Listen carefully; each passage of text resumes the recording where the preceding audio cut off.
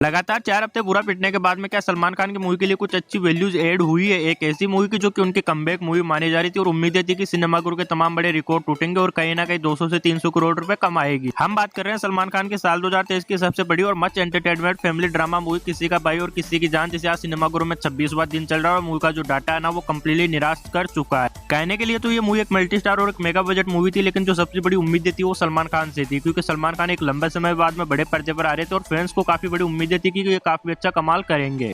और जब इसका ट्रेलर आया था तो फैंस की उम्मीदों पर सलमान खान खराबी उतरते हुए नजर आए थे। वो तमाम चीजें हमें देखने को मिली थी जो कि किसी भी मूवी को सुपर डुपर हिट करवा सकते। जब भी सलमान खान की मूवी ईद के वीकेंड में रिलीज होती है तो वो कितने भी खराब हो, कमाई के मामले में वो तमाम बड़े रिकॉर्ड तोड़ देती है, लेकिन ये मूवी ओपनिंग डे पे कम्प्लीटली धीमी रही। मूवी की जो कमाई रही थी अपने रिलीज के पहले दिन वो तो डिसेंट रही थी, लेकिन एक चीज ये खड़ी हुई थी इस मूवी के लिए कि कम्प्लीटली नेगेटिव रिव्यू आए।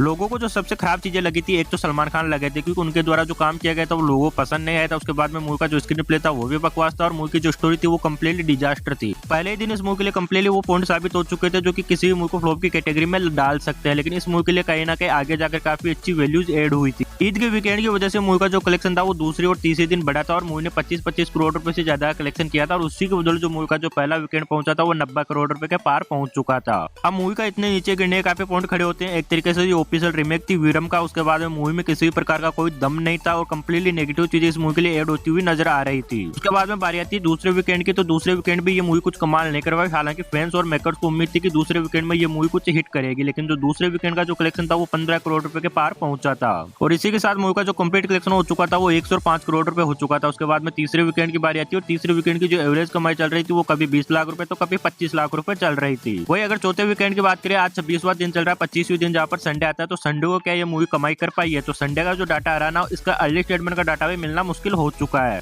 और इसी के साथ जो मूवी की जो कंप्लीट कमाई हो चुकी है ना वो 110 करोड़ रुपए हो चुकी है। मूवी का जो ऑफिशियल बजट है वो 120 करोड़ रुपए है, तो इस हिसाब से आप इस मूवी को एवरेज की लिस्ट में या फ्लॉप की लिस्ट में डाल सकते हो।